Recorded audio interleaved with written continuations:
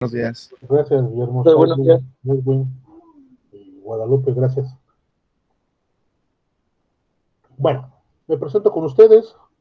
Algunos los vi en la mañana, otros no. Mi nombre es Alfredo Palacios. No sé si ningún documento viene, ¿verdad? Bueno, soy Alfredo Palacios. Ahí les mandé mi correo. Les escribí dos correos, ¿no?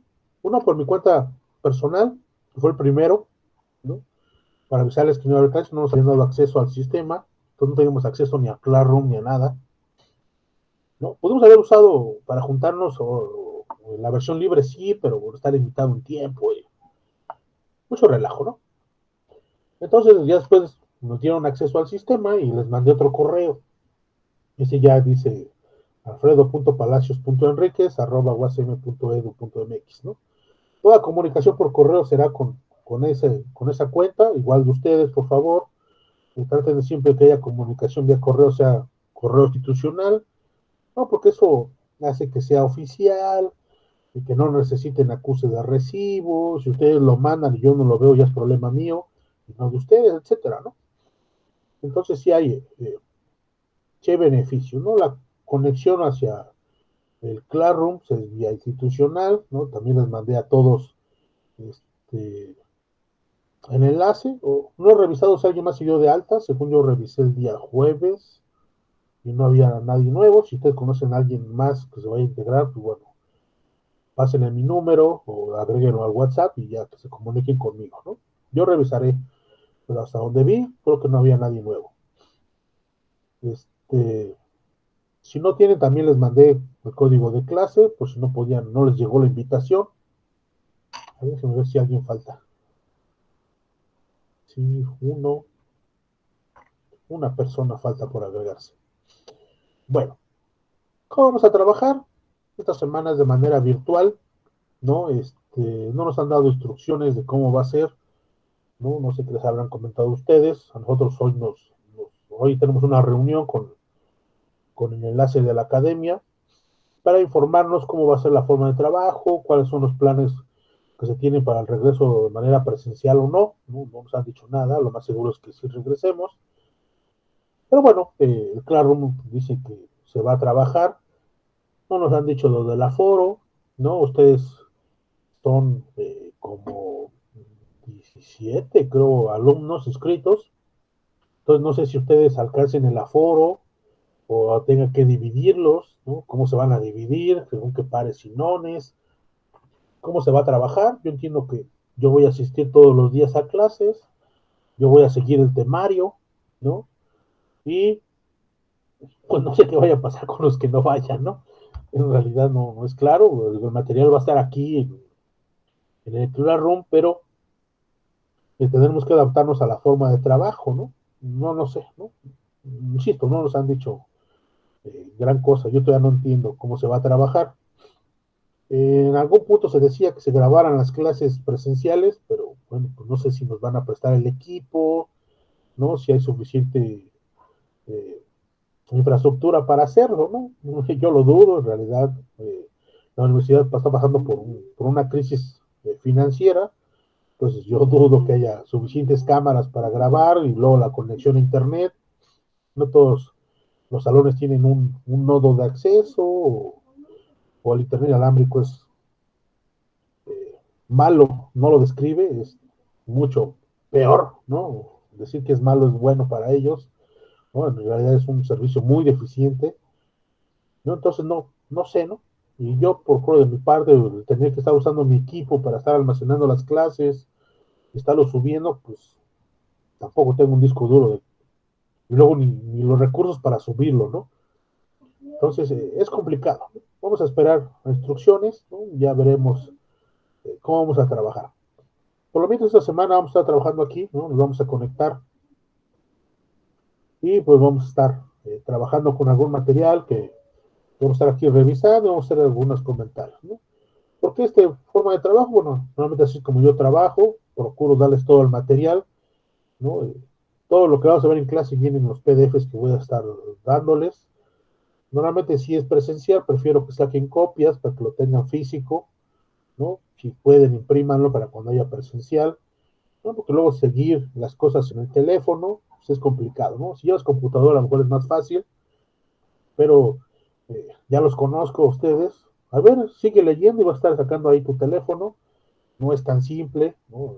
No es cómodo, ¿no? Pero ustedes sabrán, ¿no? Ya no son unos niños chiquitos. Hay tareas, ¿no? Aquí ya subí dos trabajos, ¿no? El primer tema, que es ruido eléctrico, que vamos a ver el temario, y tarea uno. Esta tarea son solo ejercicios, ¿sí? Primero vamos a revisar el capítulo uno y les iré diciendo qué ejercicios pueden resolver de la tarea, ¿sí?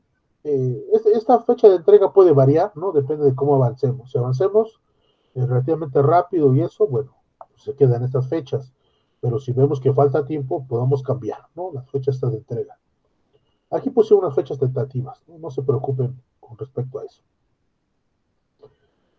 Eh, el temario, bueno, está ahí disponible en la página de la universidad, yo también se los compartí.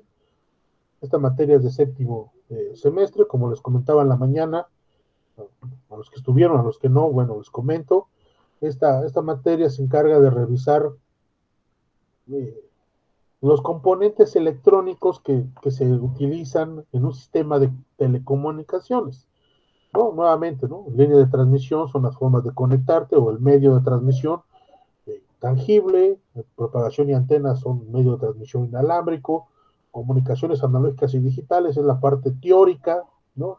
Esa materia es muy importante, yo les puedo decir que yo creo que la más importante de toda la materia, de toda la carrera, ¿no? Si no toman un buen curso de esa materia, bueno, se van a empezar a ver problemas más adelante. ¿De cuál, profe? Perdón. Comunicaciones analógicas y digitales. Gracias. ¿Por qué? Porque vas a ver, ahí van a ver que es modulación, como AM, FM, QPSK, ¿no? O las modulaciones semiarias, ¿no? Entonces vas a ver todas las partes teóricas. Y después en otros cursos vas a empezar a ver modulaciones más complejas, ¿no? Cuando veas telefonía celular, ¿no? Ya ves un CDMA, uno FDM, no sé, un GSM, ¿no? Pero si comprendes lo que viene antes, bueno, es mucho más simple, mucho más fácil. Y está bueno porque lo que se busca es que ustedes conozcan los circuitos que están involucrados ahí, ¿no? En comunicaciones analógicas y digitales, verán que requieres generar una portadora. ¿Cómo se genera? Mediante un oscilador. Aquí vamos a ver algunos, ¿no? Algunos sistemas de acoplamiento, van a ver en líneas de transmisión que se requiere acoplar una línea de transmisión. Bueno, aquí vamos a ver algunos sistemas para acoplar impedancias, ¿no? Un poco de amplificadores, ¿no? Mezcladores, me parece que también viene, ¿no? Entonces, un mezclador es un modulador, ¿no? Por ejemplo, en AM se utiliza, teóricamente es un multiplicador, de manera electrónica se llama mezclador, ¿no? Hace algo similar que un multiplicador. Bueno, aquí lo vamos a ver, ¿no? Vamos a ver, que requieren digital 2, no creo tanto, sistemas electrónicos analógicos, a lo mejor un poco para entender conceptos frecuenciales, y dispositivos electrónicos 2. Y después verán electrónica analógica discreta e integrada. Vamos a ver cuál es el contenido temático. Vean, vamos a empezar con esto. El primer material que ya subí es esta unidad completa, ¿no? El ruido térmico, ruido en antenas y ruido de semiconductores. No es el ruido presente en circuitos electrónicos, ¿no? Ya está muy caracterizado, muy estudiado, por eso ya no se ve un sistema de comunicaciones tan afectado, porque como ya se conoce el ruido, pues bueno, ya puedes atacar, ¿no? Eh, contrarrestar esos efectos del ruido. Luego veremos circuitos resonantes y transformación de impedancias, algunos circuitos que utilizan, ¿no? Que es una combinación de inductores, capacitores y resistencias, ¿no? Algunas que son con vía transformadores, ¿no? Que se llaman transformadores sintonizados. Luego veremos amplificadores de pequeñas señales, esto lo veremos muy poco. Bueno, sí veremos una parte, ¿no? Pero no como lo vieron en dispositivos uno. ¿No? Dispositivos uno ustedes ya calcularon que es un emisor común, un colector común, ¿no? Con su versión en J, en FET, perdón.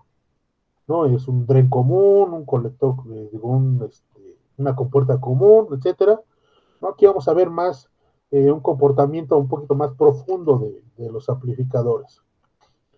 Esta parte de aquí, el acoplamiento, lo vamos a ver aquí. Los junté yo, los dos. Está mejor juntarlos que separados. Y aquí sí vamos a empezar a ver algunos osciladores, ¿no? Sinusoidales o no sinusoidales. ¿Cuáles son los que existen, ¿no? Cómo calcular para obtener cierta frecuencia. ¿No? Luego los mezcladores, moduladores y demoduladores, amplificadores de potencia, ¿no? Clase A, clase B, clase C, los clase B que son los push-pull, o los clase C que son amplificadores sintonizados con un circuito de resonancia en el colector, ¿no? Cuando se habla de un BJT, ¿no? Que a lo mejor ya los habrán visto, ¿no? A lo mejor nada más así vista. Viene algo de líneas y redes. Eh, Esto no sé, ¿no? Vamos a ver qué les doy. Porque ya están tomando ustedes al mismo tiempo una materia de líneas de transmisión y ahí las verán, ¿no? Líneas de transmisión y guías de onda. Entonces, no sé si valga la pena ver algo de aquí, ¿no?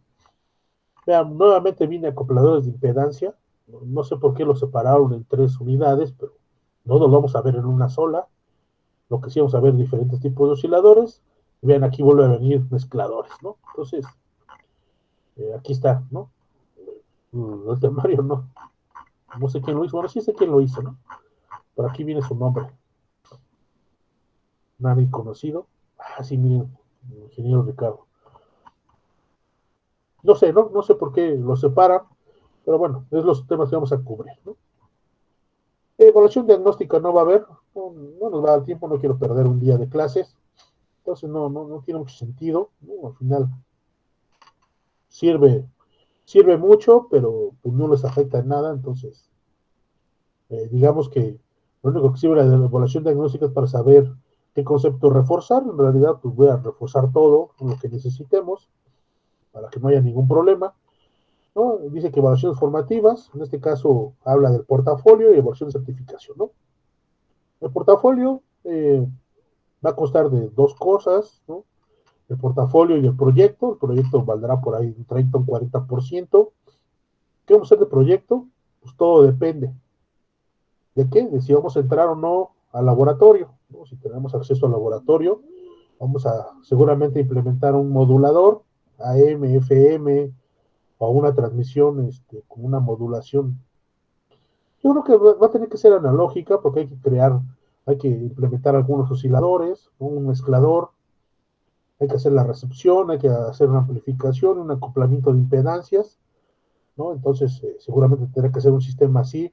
Vamos a tomar a lo mejor algún audio, ¿no? Lo vamos a adecuar, lo vamos a amplificar, lo vamos a meter a un mezclador, lo vamos a poner una antena, luego lo transmitimos, lo recibimos, lo amplificamos, lo filtramos y lo acoplamos con una bocina y vamos a ver si nos da, ¿no? Eso es seguramente lo que tenemos que hacer si es de manera presencial. Si no es presencial, bueno, tendrá que ser pues, algo teórico, ¿no? Ya tendremos que pensar o tendré que pensar en qué hacer, ¿no?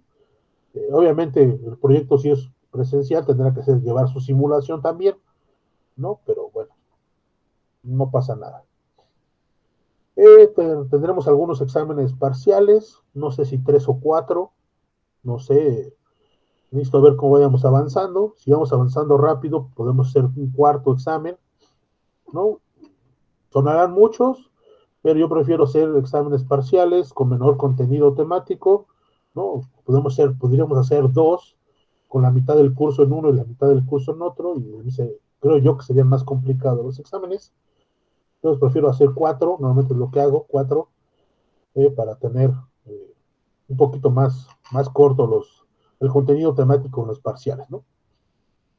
Y tareas, ¿no? Hay dos tipos de tareas que vienen con el contenido temático, ¿no? Como aquí dice que hay que resolver los ejercicios 1.1 al 1.4. Esos ejercicios normalmente los resolvemos en clase. Como lo resolvemos en clase, una vez que terminemos de revisar el contenido, tendrán que subirlos a la tarea, a la plataforma. Y otro tipo de tareas que son solo ejercicios, eso sí tendrán más tiempo para resolverlos Y normalmente estos ejercicios les servirán como preparación para su examen parcial, ¿no? Son tareas que, esos de aquí no los reviso, ¿no? Se califica 10 para todos los que lo suban antes de la fecha de entrega. Todo aquel que lo entregue en tiempo, así sea un minuto antes, tiene 10. Aquel que lo entregue 2 o 3 o 4 horas después de la fecha de entrega tiene 8. Y después lo tendrán 6. Pero hay tiempo límite, ¿no? Una vez que yo revise la tarea y la evalúe, ya no recibo ninguna tarea más, ¿no? Entonces, si hay que entregar, ¿por qué? Porque ya los hicimos aquí en clase. Entonces, si ya lo hiciste en clase, pues súbelos, ¿no? Es agregar puntos. Este de aquí tendrás que resolverlo y si tienes dudas, preguntar sobre las dudas, ¿no? De eso se trata esa tarea, ¿no? Ya que la tienes, pues la subes, ¿no? Supone que ya debería de estar bien porque tú ya resolviste todas tus dudas de los ejercicios, ¿no? Entonces hay que tener cuidado, ¿no? Con las tareas. No vayan a preguntar al final del curso, oiga, profe, tengo duda de la tarea uno cuando pues ya fue, ¿no? Entonces hay que ir más o menos al paso, por favor. No es tan pesado, porque conforme vayamos avanzando, podrían ir resolviendo uno o dos ejercicios de estas tareas, ¿no? Por eso la subí desde ahorita, aunque no hemos visto nada, ya está la tarea disponible. ¿Qué más? Prácticas de laboratorio tendrá también su porcentaje, ¿no? Si hacen, ya sean simuladas, que las hagamos aquí, o presenciales, tendrán que entregar un reporte. Una vez que hacemos la práctica, tendrán 8 días para entregarla, ¿no? Hay que tener cierto formato IEEE doble columna, con introducción, con un desarrollo, con si hay que necesidad de hacer comparativo entre simulado teórico y medido de manera física, se tiene que hacer el comparativo, luego conclusiones sobre lo que se desarrolló, no conclusiones personales, hay que tener cuidado, porque tienden a poner, pues yo vi que en lo personal no entendí muy bien esto. Bueno, pues es que eso no es una conclusión de la práctica, ¿no? Más bien, la conclusión de la práctica tiene que ver con algo que realizaste durante el desarrollo de, del experimento, ¿no? Y bibliografía debe contener, ¿no? Es bien importante, no saca las ideas de la nada, entonces tienes que buscar alguna bibliografía si es que la requieres. Y si la requieres, bueno, citarla. ¿Cómo te das cuenta que utilizas una bibliografía? Pues en la forma en que redactan sus reportes, ¿no? Todo está bien redactado, excepto cuando tienes que redactar lo que hiciste tú. Ahí es donde te equivocas, dices, bueno, no eres la misma persona, o qué pasó, ¿no? Entonces, si te das cuenta, o sea, sí me doy cuenta de cuando solo van, copian y pegan, no hay necesidad de meterlo a un software para que revise, ¿no? Si está plagiado o no, no, hay que tener cuidado, se da uno cuenta, es fácil. ¿Qué más? Y ya, no sé si tengan alguna duda hasta aquí. Si no, profe, al parecer todo bien. Ok, bueno, vamos entonces si no hay más dudas, vamos a comenzar con nuestro primer tema, que es ruido eléctrico, ¿no? Es un tema bastante simple, ¿no? No está tan largo, pero bueno, vamos a ir avanzando en el transcurso de esta semana. ¿Qué es el ruido, no? Como ustedes saben, el ruido es una señal no deseada, ¿no? Que está presente en todos los sistemas electrónicos, eso se lo dicen desde dispositivos uno y no solo en sistemas electrónicos, ¿no? También está presente en los medios o canales de comunicación, pero ese efecto del canal de comunicación no lo vemos aquí, eso lo tendrán que ver en otro curso. Eh, Parte lo ven en comunicaciones analógicas y digitales, ¿no? Donde ven efectos de la recepción en modulaciones de AM y FM en presencia de ruido, ¿no? ¿Qué pasa? Pues puedes tener algunas variaciones en amplitud, ¿no? Cosas así, ¿no? O más adelante en otro tipo de modulaciones, lo que pasa es que vas a tener algunos errores en algunos bits cuando tienes comunicaciones digitales, ¿no? Pero bueno, hay técnicas para recuperar esos errores, ¿no? Entonces, poco a poco, o depende de mucho del tipo de modulación que se utilice, ¿no? Que tan compleja esté. Aquí, en este caso, vamos a analizar solo ruido debido a componentes electrónicos, ¿no? Bueno, antes de comenzar, ahorita que vi, por favor, ingresen a la clase, si es virtual, con su cuenta institucional. Es muy importante que haya constancia de que ustedes entraron a los cursos. ¿Sí? Es importante, por favor. A mí no me importa, por mí pueden entrar ahí con la que quieran o estar acostados en su cama, a mí no me interesa. Si ustedes se sienten cómodos así, ¿no? Tampoco les pido que prendan su cámara, ¿no? Tampoco, para mí tampoco es necesario, pero sí participen, ¿no?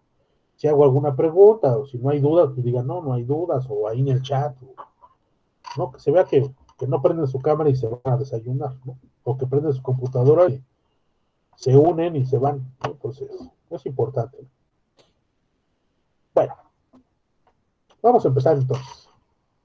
Vamos a empezar a ver con algunos conceptos de qué es el ruido, ¿no? Qué lo provoca o por qué se produce. Dice, cualquiera que haya observado imágenes borrosas producidas por una señal de televisión débil o que haya escuchado una estación de radio distante con un fondo de chasquidos de estática, conoce los ruidos electrónicos. No, ahorita ya con la televisión digital ya no vemos imágenes borrosas, más bien vemos imágenes de baja resolución, pero eso es otra cosa. Si no vayan a confundir cuando estamos viendo, por ejemplo, no sé, Netflix o algún sistema de streaming y de repente empezamos a ver borroso, eso no es ruido. Lo que pasa en esos sistemas es que en algún punto la red se saturó, no la suya, ¿no? Seguramente en algún otro punto. Entonces la tasa de transmisión empieza a decaer. Lo que hace el sistema en automático es ajustarse a una tasa de transmisión y lo que hace es bajar la calidad para transmitir menos información y por eso se empieza a ver borroso, pero no es por ruido, ¿sí? Aquí hace referencia más al sistema de televisión analógico. Bueno, veíamos la señal y empezábamos a ver algunos puntos, ¿no? O escuchar un poco como de interferencia ahí en el fondo, ¿no? O incluso veíamos hasta la imagen corrida o como un fantasmeo, ¿no? Esto sí pudiera ser ruido, ¿no? O los colores hasta corridos, ¿no? ¿No? Que generaba en ese sistema, pues era bastante delicado, ¿no? Ya con la digitalización se evitan ese tipo de cosas, ¿no? Como verán ustedes, ¿no? O entenderán, yo creo que al final del semestre, de este semestre en particular, que, que las señales digitales son más inmunes al ruido, ¿no? Por el hecho de que se puede reconstruir más fácil un bit que una amplitud exacta de una señal analógica, ¿no? Nada más por eso, por ese simple hecho. Bueno, entonces el ruido siempre está presente en los sistemas de comunicación, siempre, ¿no? Aunque en condiciones normales de operación pasa desapercibido, en virtud de que los niveles de señal son más altos que los del ruido, es decir, siempre existe una relación señal-ruido muy grande en una condición normal. ¿Por qué se hace esto? Bueno, porque la potencia de la señal comparada con la potencia del ruido, la diferencia es muy grande. Entonces, la variación que pudiera haber ahí es muy pequeña. Entonces, visualmente no lo vemos o no nos afecta en la calidad que percibimos, pero sí existe ruido, ¿no? Entonces, es importante entender. Y si una señal débil acompañada de ruido se puede amplificar si el nivel de ruido es relativamente bajo con respecto al de la señal. Es decir, si yo tengo una señal que tiene poca potencia, pero aún así la diferencia de la potencia de la señal con respecto al ruido sigue siendo grande, entonces yo la puedo amplificar. Pero si la potencia del ruido en comparación con la potencia de la señal son muy similares, aquí ya pudiera yo empezar a perder información. ¿Dónde está mi lápiz? Por ejemplo, si yo tengo una señal analógica, ¿no?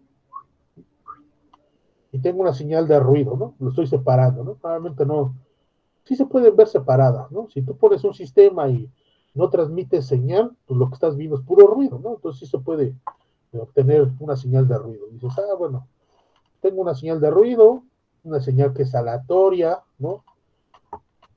Es una señal no determinística, entonces no se puede estimar, no se puede predecir, se puede analizar su comportamiento o estimar, ¿no? Mediante unas funciones de probabilidad, pero eso tampoco ayuda, pero no resuelve el problema.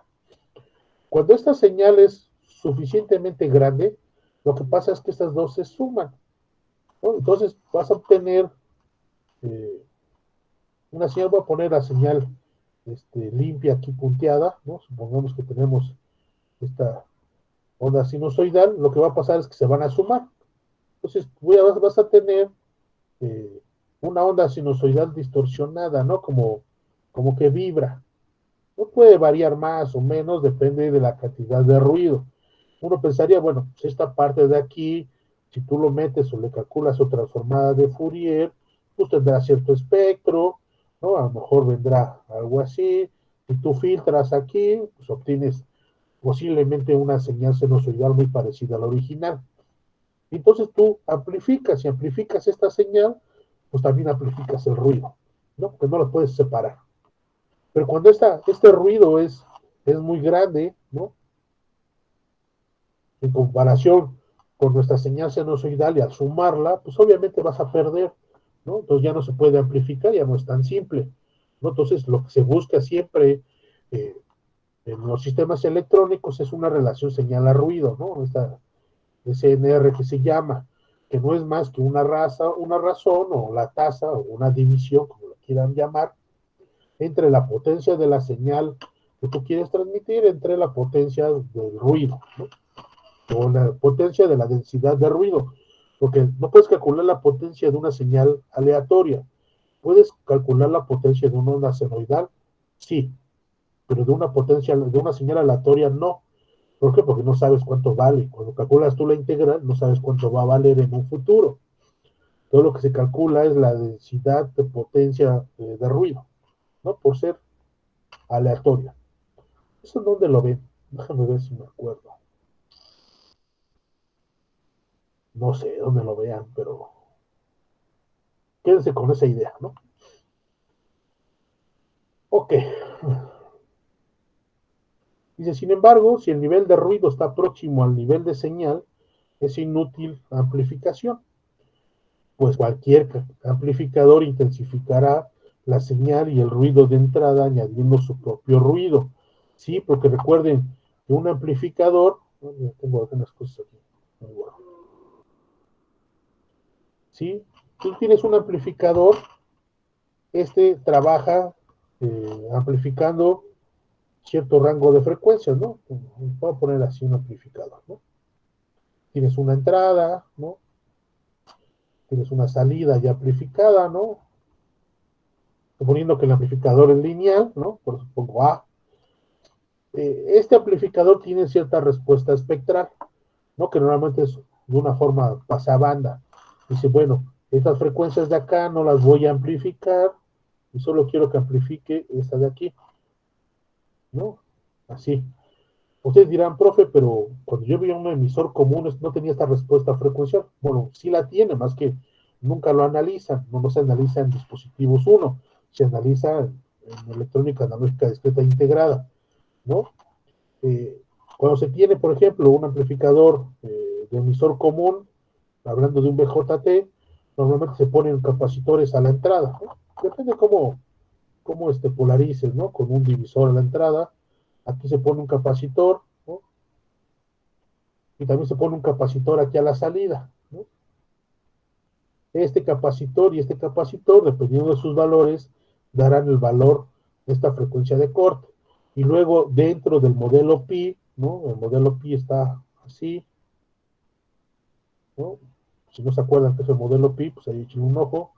Este es CRO, aquí está, ¿no? Es el que ustedes ven, el modelo pi, este es CRPi, ¿no? Existen unas capacitancias parásitas, una aquí y otra, déjame acuerdo en dónde, creo que aquí, madre, ¿dónde era? Creo que aquí, no me crean, pero creo que es aquí o acá, no recuerdo dónde exactamente, pero es que sí, creo que es Cpi y este es Cmu. Estos dos capacitores darán la frecuencia de corte superior, aquí una frecuencia de corte superior y esta inferior. Entonces, tiene una respuesta en frecuencia. Si el ruido que se conoce es un ruido aditivo gaussiano blanco, el cual tiene una frecuencia espectral uniforme en todas las frecuencias, cuando tú metes ruido a esta cosa, pues también lo amplifica, ¿no? Más que solo amplifica este rango, ¿no? Entonces, es importante considerar estas cosas, ¿no? ¿Por qué? Porque ustedes les dejan, por ejemplo, en dispositivos 1, dice, diseñate un amplificador para una bocina. Sí, pero la voz está por ahí de 10 Hz en adelante, hasta, o si es audio hasta 20 kHz, o si es voz hasta 4 kHz, pero si esta frecuencia de corte, ¿no? Si aquí está 10 Hz, ¿no? Y ese es el rango que tú quieres amplificar, pues ya perdiste todo esto, ¿no? Por eso no funciona, porque no te explican que tiene una frecuencia de corte inicial, ¿no? Pero bueno, ahí está el amplificador. Entonces, por eso dicen, como el amplificador amplifica todas las frecuencias, incluido el ruido, pues también lo amplifica, no lo puedes separar.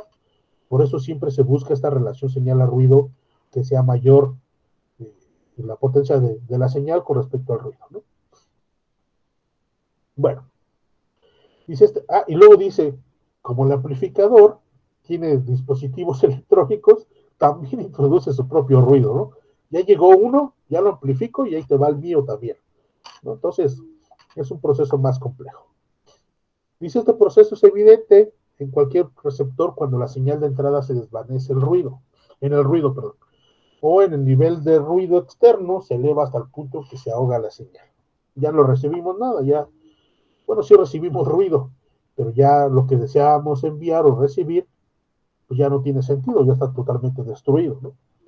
Era como cuando prendías la licuadora, y estabas viendo tu tele, empezabas a perder un montón de información, pues ese ruido generado por el ambiente afectaba la señal que se recibía. Bueno, para simplificar el análisis matemático, se supondrá que la señal deseada es sinusoidal o un grupo de sinusoides que contienen la información transmitida. En realidad, pues así es, ¿no? Esa es la realidad, no hay que hacer una suposición. Ustedes ven de Fourier que cualquier señal, ¿no? Puede ser representada por una sumatoria de senos y cosenos. Pues bueno, pues ahí está, ¿no? Si yo quiero transmitir no sé, un tren de pulsos, ese tren de pulsos tiene cierto contenido espectral. Ese contenido espectral discreto pudiera ser la suma de diferentes componentes espectrales, ¿no? Hablando de una señal periódica, ¿no? Si fuera una señal no periódica, bueno, tenemos un espectro continuo. Y si esta señal se le puede llamar determinística, ¿no? Determinística porque se puede conocer el valor en cualquier instante de tiempo, ¿sí? Si yo digo seno de, no sé, de 10.000 pi por t, pues yo puedo conocer el valor de esa señal para cualquier instante de tiempo t, aunque sea en el futuro. Basta con sustituir el valor de t, ¿no? A ese tipo de señales se les llama determinística, porque se puede determinar, aquí está, ¿no? Puede determinar su valor en cualquier instante del tiempo.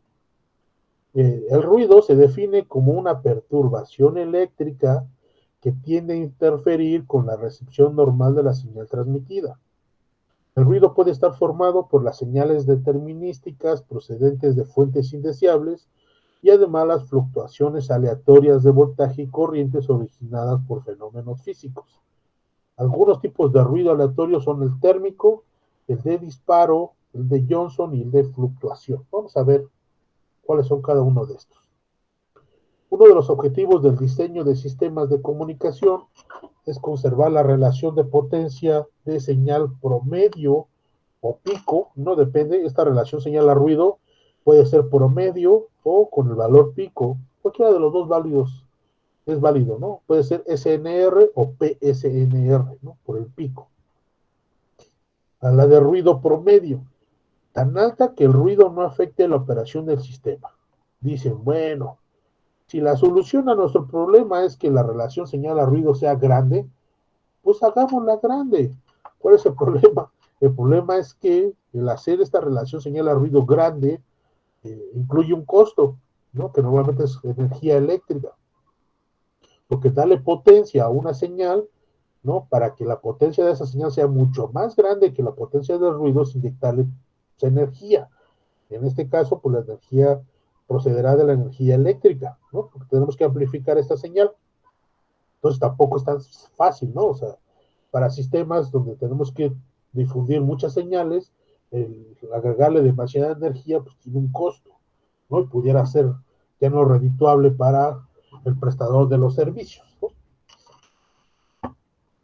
Las técnicas para lograrlo comprenden el uso de transmisores poderosos y antenas de alta ganancia para obtener señales fuertes del receptor, ¿no? Pues dale ganancia.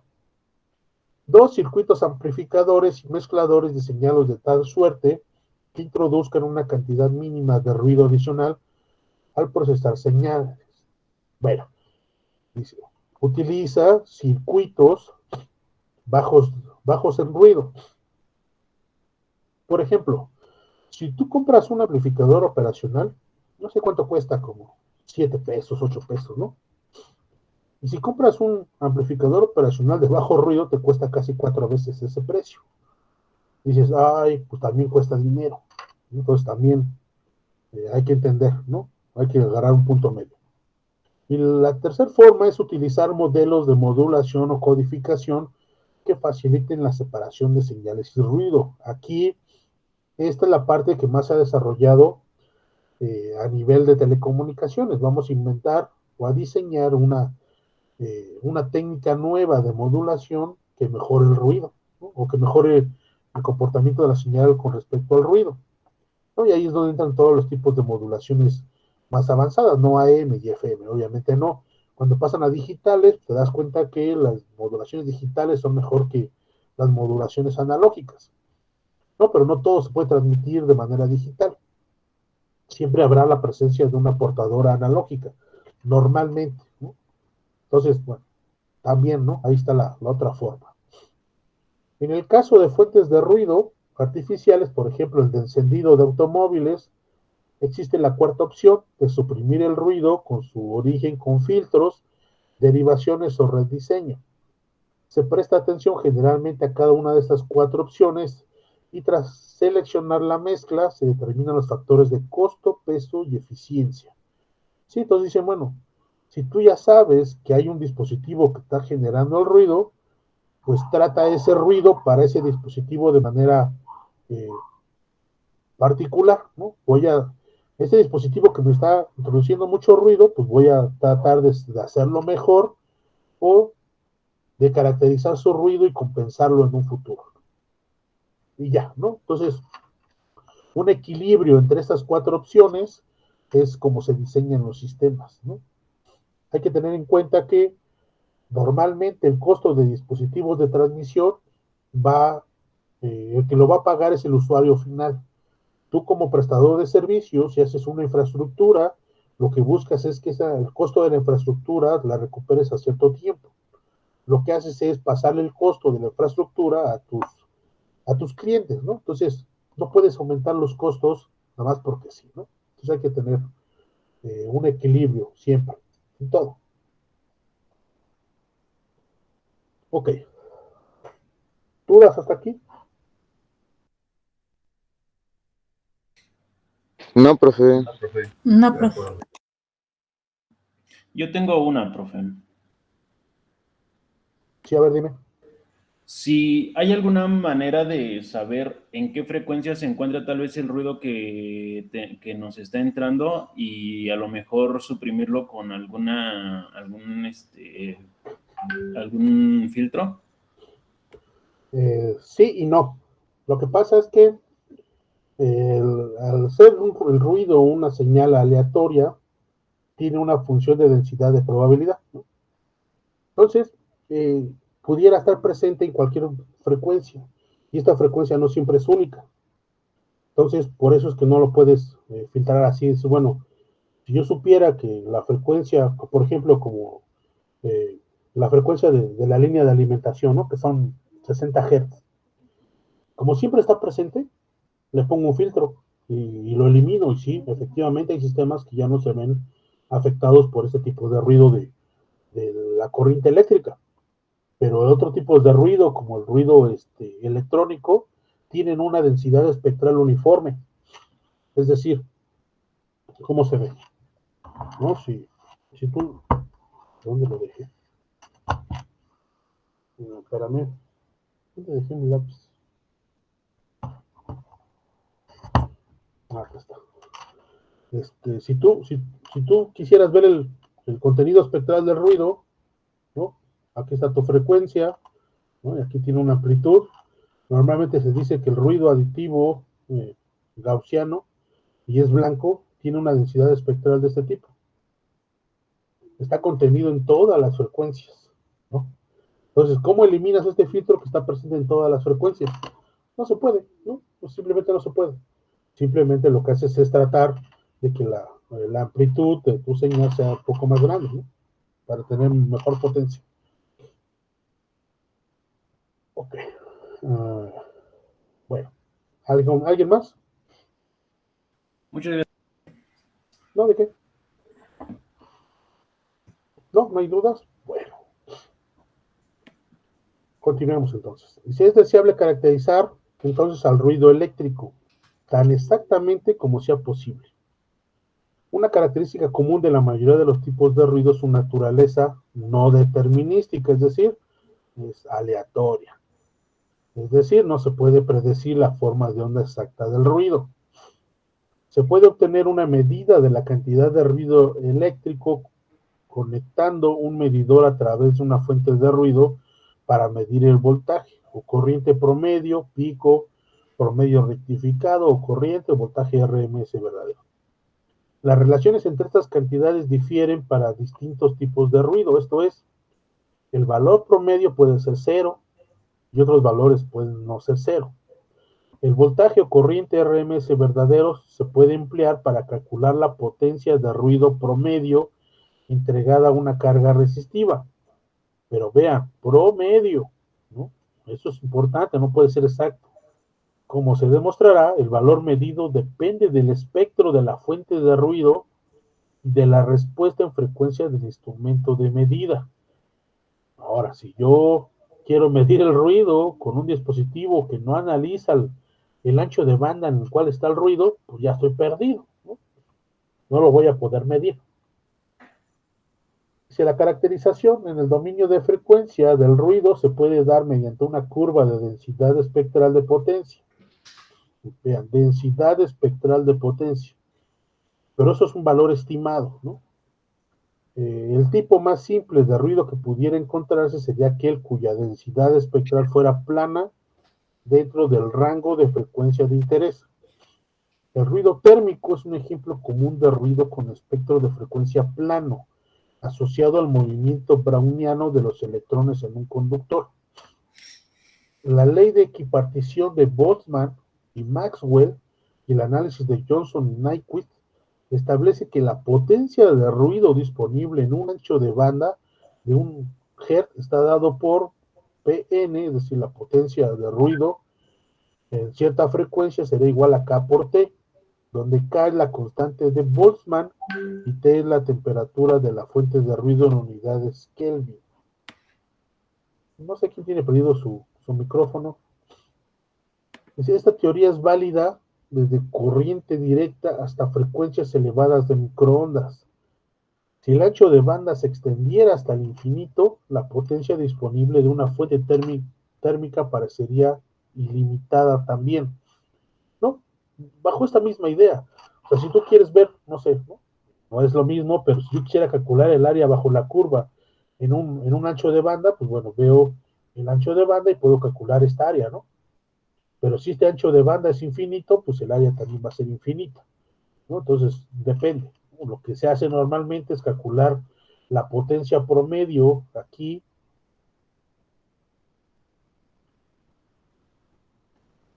¿sí? Dentro de un ancho de banda, ¿no? ¿Qué ancho de banda? Pues normalmente el que voy a ocupar para transmitir. Si voy a ocupar ese ancho de banda, ¿por qué me tendría que importar el resto de la frecuencia? Pues si no lo voy a ocupar, ¿no? Nada más me voy a centrar en este pedacito de frecuencias que voy a ocupar. Eso es lo que se hace normalmente. Ok, dice, no obstante, los resultados de mecánica cuántica indican que las fuentes termales de ruido físico, aunque de banda extremadamente ancha, poseen un espectro de potencia que cae cero en frecuencias arbitrariamente altas. Pues sí, pero nosotros no transmitimos a frecuencias tan altas, ¿no? ¿Cuál es la más alta? Por ahí hay algunos, el nuevo Wi-Fi que tiene 5 GHz, el celular creo que también está en el rango de los gigahertz. A lo mejor la comunicación satelital son de las frecuencias más altas, pero también son en algunos gigahertz, ¿no? No transmitimos a frecuencias tan altas. Dice, como el ruido térmico es a la vez el tipo más común de ruido que se encuentra en circuitos de radio y el más fácil de analizar, se tratará en detalle en las siguientes secciones y otro tipo de ruido se presentará por fuentes equivalentes de ruido térmico. Aunque se pondrá énfasis en aquellos aspectos de ruido necesarios para el diseño de sistemas de comunicación que operan bajo condiciones promedio, puede sacarse ventaja de la teoría de ruido en términos de desarrollo de distribuciones probabilísticas para sistemas en tiempo de salida y otros, ¿no?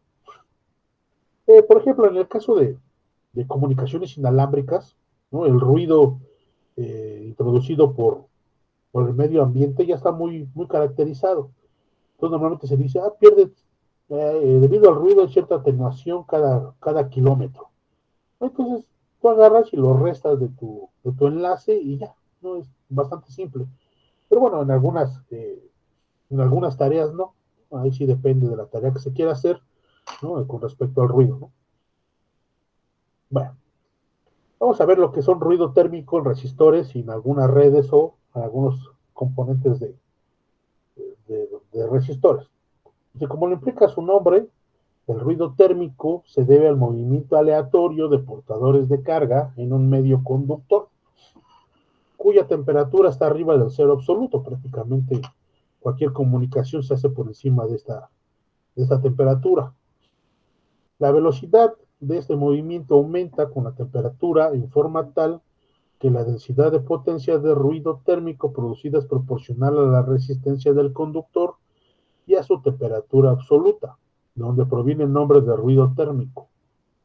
Sí, ¿por qué? Porque al ser absoluto no hay movimiento de partículas, ¿no?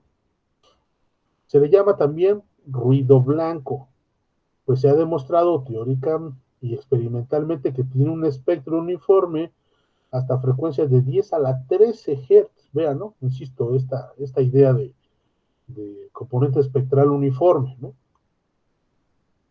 Dice, del mismo modo que la luz blanca está compuesta de todos los colores del espectro visible. No es una analogía. Dice, un resistor metálico puede considerarse como una fuente de ruido térmico que se puede representar por cualquiera de los circuitos de ruido equivalente de la figura 1.1. Y vean, tenemos un resistor. Ese resistor, para representarlo como una fuente de ruido, se le agrega una fuente de voltaje de ruido. Aquí está. Sí, entonces, se verá de manera, si es de voltaje, ¿no? Se verá en serie, pero también se puede representar con una fuente de corriente de ruido, ¿no? Entonces estará en paralelo donde las resistencias o se cambiará por la conductancia, ¿no? Que es el inverso de la resistencia. Entonces una resistencia en serie con su fuente o una conductancia en paralela con su fuente de corriente de ruido. No vamos a entender a qué se refiere. Dice el voltaje y corriente cuadrático medio, ¿no? Bn cuadrado o In cuadrada están dadas por las siguientes expresiones, en la que R es la resistencia, G es la conductancia y es igual a 1 entre R, T es la temperatura del resistor en Kelvin, K es la constante de Boltzmann, que es 1.38 por 10 a la menos 23 joules por Kelvin, y B es el ancho de banda en Hertz, dentro de la cual se observa el ruido. Entonces podemos calcular el voltaje cuadrático medio, ¿no? De ruido para un resistor a cierta temperatura en cierto ancho de banda. Y lo mismo pasará con la corriente cuadrada media, ¿no? Dice, en bajas frecuencias los resistores prácticos exhiben también ruido por exceso de corriente, ¿no? Pero este ruido no es tan analizado. Dice, la potencia de ruido que se transmite por un circuito es proporcional al ancho de banda del circuito. Por consiguiente, el ancho de banda del circuito nunca debe ser mayor que el necesario para transmitir la señal deseada si se pretende tener una relación máxima de señal de ruido, SL. Y viene un ejercicio que vamos a resolver. ¿Dudas hasta aquí? No, profe.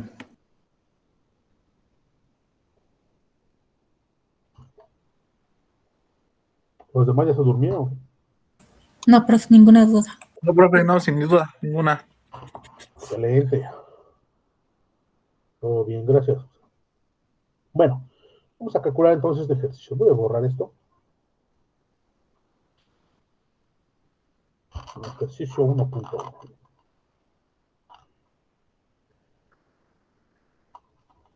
1.1.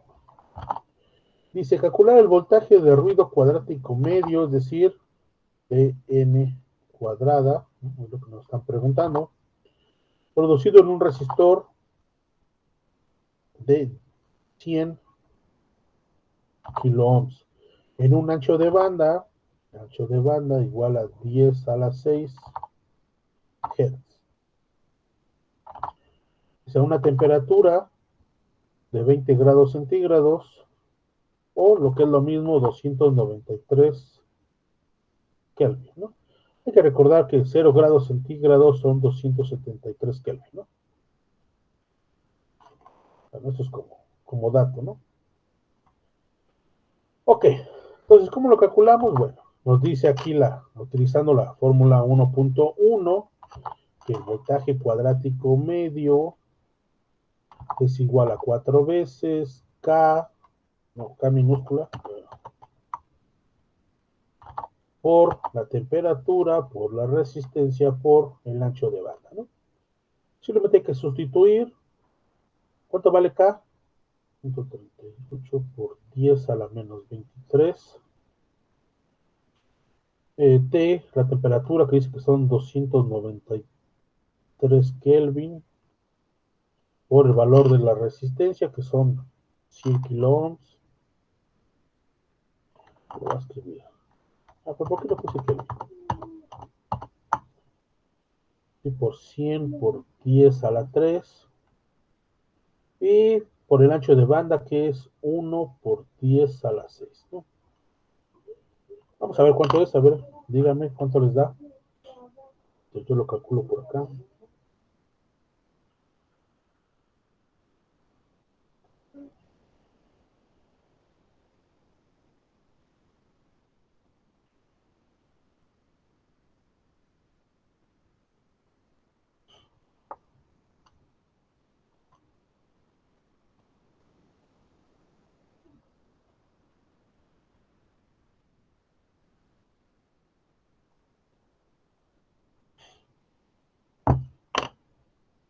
A mí me dio 1.61 Ajá, por 10 a la menos 9. vientos, te digo que ¿alguien le da otra cosa? No, profe, igual a mí me sería eso. No, profe, igual. Excelente. Vol cuadrado, ¿no? Recuerden que es cuadrático, ¿no? Este valor. Ahí está, ¿no? Y pudieran calcular lo mismo la corriente, ¿no? Acá solamente nos piden el voltaje cuadrático medio, ¿no? Entonces ahí está. Entonces, fíjense, si nos dicen, tenemos un resistor, ¿no? R, y lo queremos representar como una fuente de ruido, porque a veces se requiere sustituir para saber, por ejemplo, en un amplificador cuánto ruido voy a obtener debido a este resistor. Pues bueno, lo que se hace es, se tiene una fuente de ruido, ¿no? Que será Vn con su resistor R, ¿no? Este es el equivalente de ruido, ¿sí? Pasamos de este circuito, ¿no? Que donde no se considera ruido a considerarlo acá, ¿no? Ok, vientos. ¿Dudas del ejercicio? No, profe. No, profe. Vientos, gracias.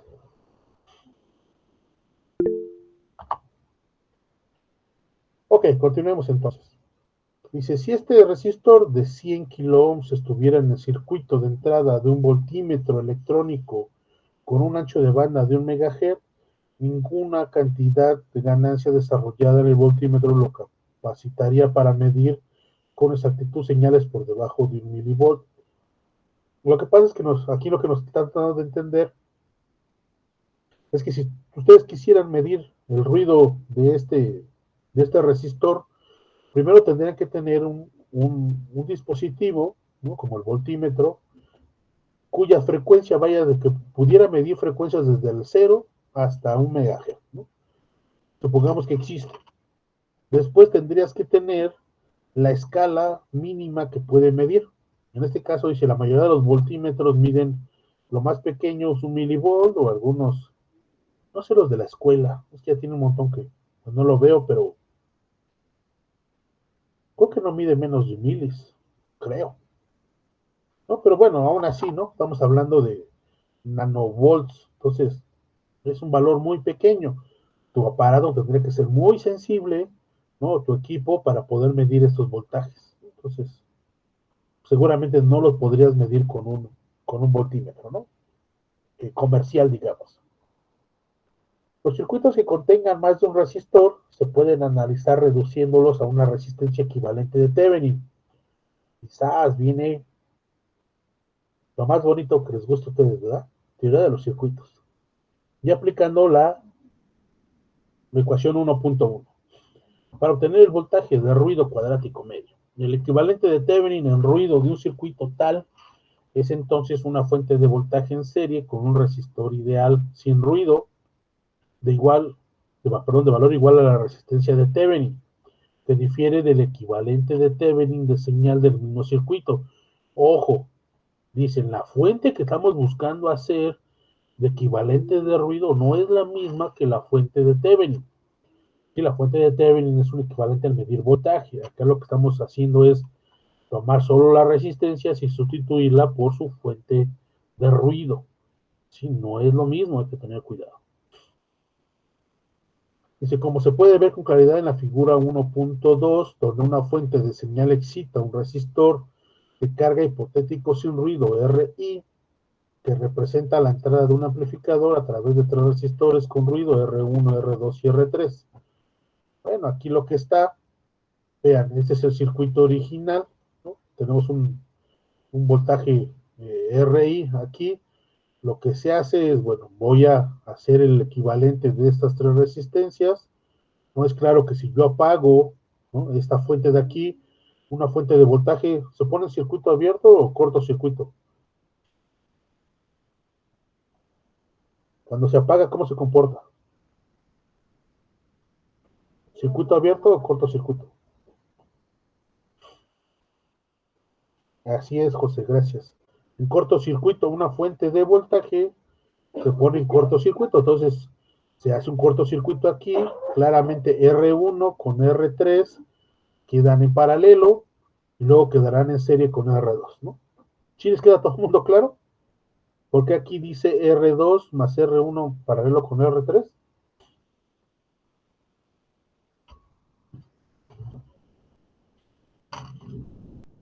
Sí, profesor. ¿Seguro? Sí, profe. Bien. Sí, profe. Entonces lo que hacen aquí en la figura B es el circuito equivalente de Thevenin. Recuerden, decimos, bueno, yo calculo BI, ¿no? Y a partir de este BI, con el valor de B se puede obtener el voltaje de Thevenin. Lo que hacen es primero, bueno, apago las fuentes, obtengo la resistencia de Thevenin, que está esta de aquí, y pongo una fuente equivalente, ¿no? De tal modo que obtenga aquí el mismo BI, ¿no? Eso es lo que se busca.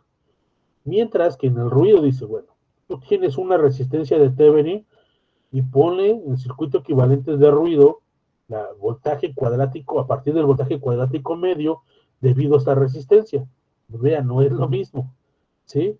Este de aquí depende directamente de la fuente original. Este no, este solamente depende del valor de la resistencia, su ancho de banda y la temperatura. Ahí está, dice, entonces, dice el voltaje de señal, no me quedé, ¿dónde me quedé?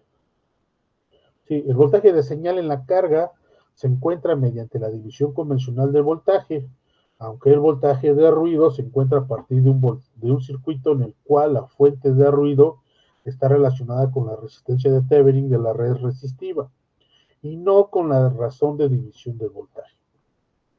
El proceso de combinar los resistores en una red para obtener una resistencia de ruido efectiva equivale a cambiar los voltajes de ruido cuadrático medio de los mismos resistores para obtener el voltaje de ruido cuadrático medio neto.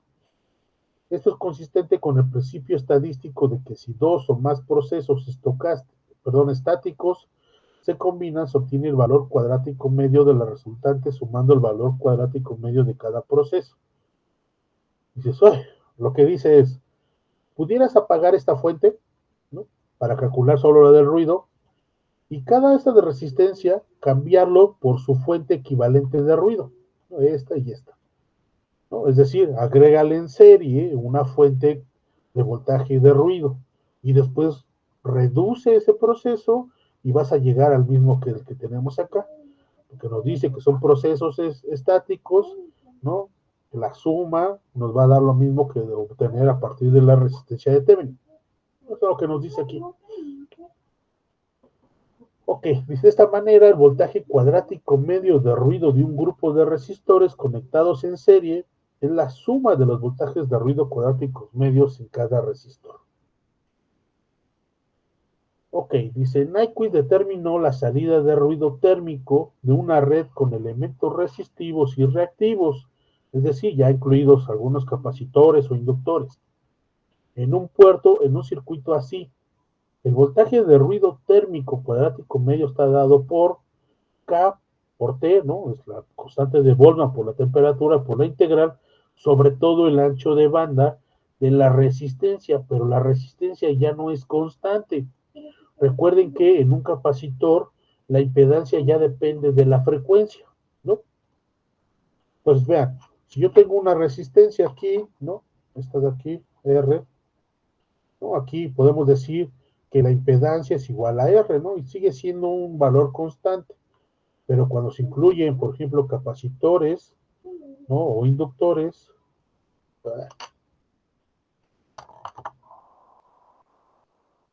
sí, aquí la impedancia de estos circuitos ya no es constante. ¿A qué es igual la impedancia de un capacitor? ¿Quién me dice?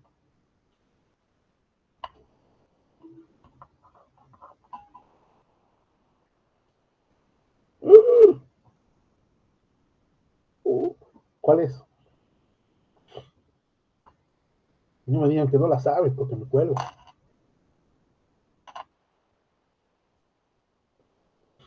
A ver, yo pongo la fácil. Ajá, a ver. Ajá, omega C.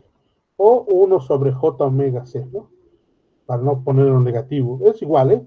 Para que la J sube negativo. Así es. Y del inductor.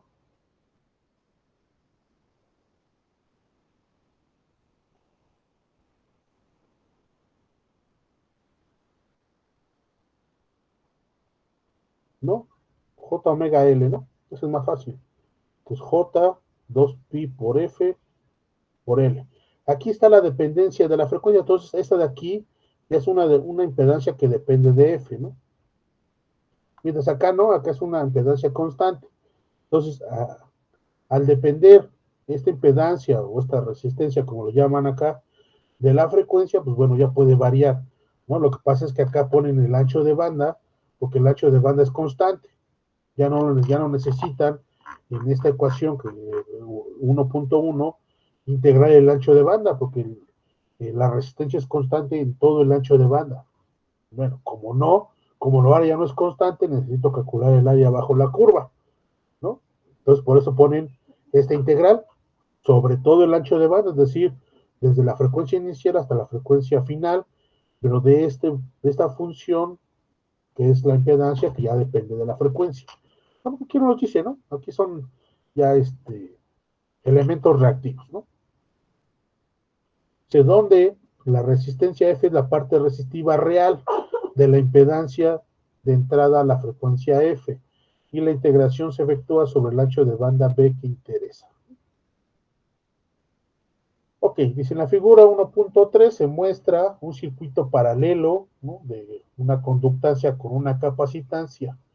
El ruido térmico que se genera en la conductancia se representa por una fuente de corriente, ¿no? I cuadrada n, de que depende de un delta F, es decir, de un cambio de frecuencia o de un rango de frecuencia, ¿no? Es otra forma de expresar el ancho de banda, que será igual a 4kTg por delta F, dentro de cualquier incremento delta F pequeño en frecuencia. Lo que pasa es que lo que están buscando es encontrar el valor de corriente de ruido promedio cuadrática por G. Entonces, pues, bueno, vamos a hacer que este delta F sea muy pequeño, ¿no? Y llevarlo como cuando hacen la derivada, ¿no? Van haciendo primero un delta X, y luego hasta que el diferencial de X, ¿no? Algo similar aquí. Entonces, esta de aquí tiene su representación en términos de corriente, ¿no? Como lo vimos acá arriba. Aquí está, ¿no? Es una conductancia, tendrá su correspondiente de corriente. El problema ahora es el capacitor. Tenemos aquí. Y dice, primeramente, dice, la admitancia del circuito es Y igual a G más J omega. Es decir, cuando se tiene admitancia, ¿no? No es impedancia, vean, es el inverso de la impedancia. Cuando están en paralelo se suman, ¿sí? Pero bueno, a lo mejor lo hago acá, ¿no? Si nosotros tenemos un circuito así, lo voy a poner acá. Lo voy a poner así. Y digamos que esto quieres poner en términos de impedancia. Bueno, aquí pones una Z, ¿no? Y esta Z dices este es R y este C. Este Z será igual a R más 1 sobre J omega C, ¿no? Esto hablando de impedancia, ¿no? Y si fueran en paralelo, este mismo circuito en paralelo, este fuera R y este fuera C.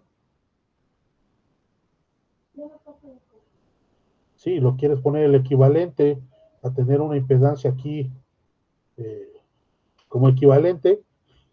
Bueno, aquí son la suma de los inversos.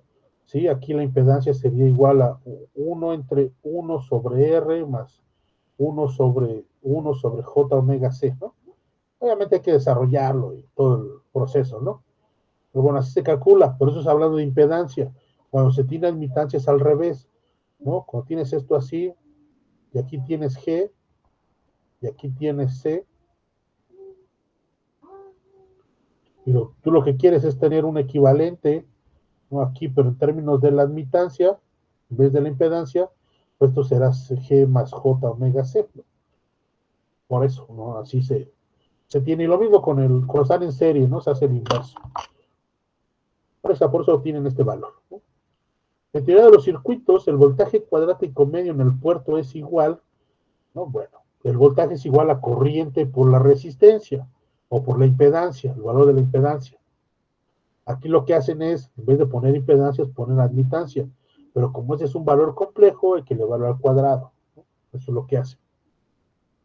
Entonces tienen el voltaje cuadrático medio es igual a la corriente cuadrática medio entre la magnitud de la admitancia al cuadrado.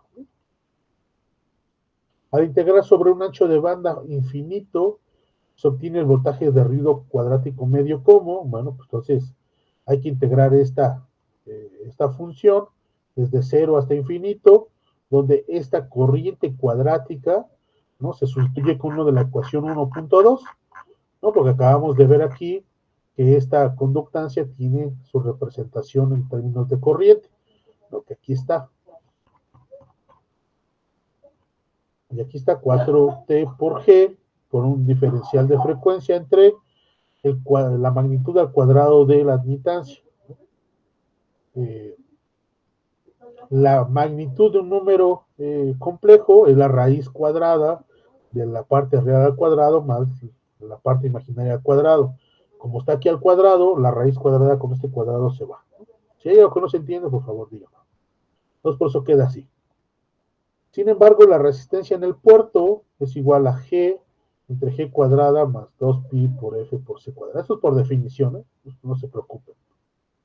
Para completar el cálculo de la corriente, perdón, del voltaje cuadrático medio de ruido, es conveniente cambiar la variable de integración a omega, de tal suerte que Voltaje cuadrático medio es igual a 1 entre 2pi. Lo que pasa es que acá tienen frecuencia y acá también, ¿no? Y omega es igual a 2πf. Como agregas 2pi, pues en algún punto hay que sacarlo, ¿no? 4k por t por g por diferencial de omega entre g cuadrada más omega por c al cuadrado. Sacas todo lo que no depende de la frecuencia, entonces sería k por 4 por t entre 2pi por g por la integral desde 0 hasta infinito del diferencial de omega entre 1 más omega por c entre g todo al cuadrado. Solamente es álgebra, ¿eh? Lo que hicieron fue meter este de aquí, factorizar esta g para que quedara aquí abajo, y esta g, pues en algún momento, esta g cuadrada que factorizaste con esta de aquí, va a quedar la g y va a salir, ¿no? La sustitución de la frecuencia de potencia mitad o media del circuito RC, ¿no? Dice omega 2, lo que van a hacer es un cambio de variable, decimos omega 2 igual a 2pi por F2, y esta frecuencia F2 o 2pi por F se va a definir como G entre C. En la ecuación 1.8 da una integral definida que puede calcularse con el resultado dado por, ¿no?, el voltaje cuadrático medio de ruido es igual a 4K por T por R por pi entre 2 por esta frecuencia F2. Sustituyendo el valor de F2 te va a dar que es K por T entre C. Si comparas la ecuación 1.1 con la primera igualdad de la 1.10, se ve que el ancho de banda de ruido equivalente es pi medios veces el ancho de banda de potencia media, ¿no? Porque aparece este factor, ¿no? Si analizamos la 1.1, aquí tenemos B, ¿no?, el ancho de banda completo. Tenemos 4KTR, ¿no? Eso no cambia. Entonces, aquí cuando hablan del ancho de banda, ¿no?, aquí está 4KTR, y este factor representaría el ancho de banda. Pues el ancho de banda, lo que cambia al presentarse un capacitor es que aparece un factor de pi entre 2. Eso es la única diferencia, ¿no? Y eso será igual a K por T entre C. No simplemente es un comparativo de qué pasa cuando se tiene un capacitor, ¿no? Cambia este factor, pero este factor pi entre 2 es más que 1, ¿no? Entonces crece un poco, ¿no? Pero bueno, así se puede calcular en la presencia de un capacitor. No solo es como ejemplo, ¿no? ¿Dudas hasta aquí? El ruido cuadrático medio en resistores. No, profe. Los No, demás. profe. Ok. Bueno, vamos a dejarla hasta aquí. Ya no nos da tiempo de resolver el ejercicio. Vamos a continuar mañana en esta parte que nos quedamos, ¿no? Y vamos a dejarle aquí entonces la clase, ¿no? Y nos vemos el día de mañana.